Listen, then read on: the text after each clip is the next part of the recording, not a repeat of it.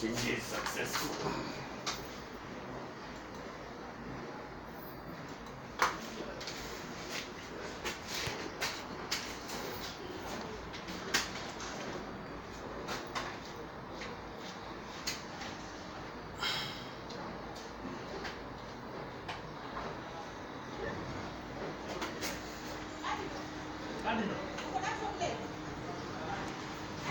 That guy of ubiquity probably would not have added any more value.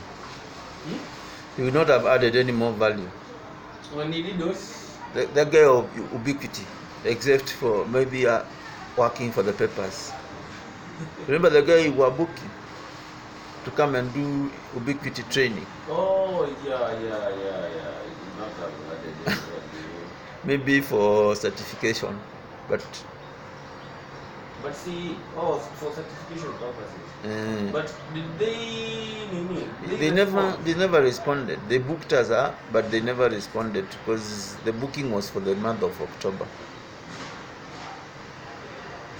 But he never followed up.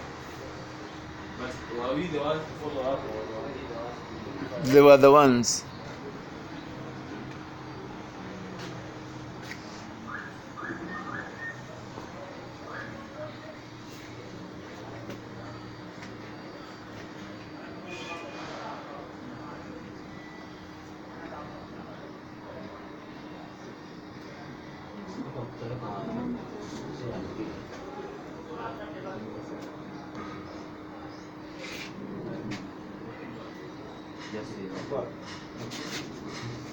Yeah.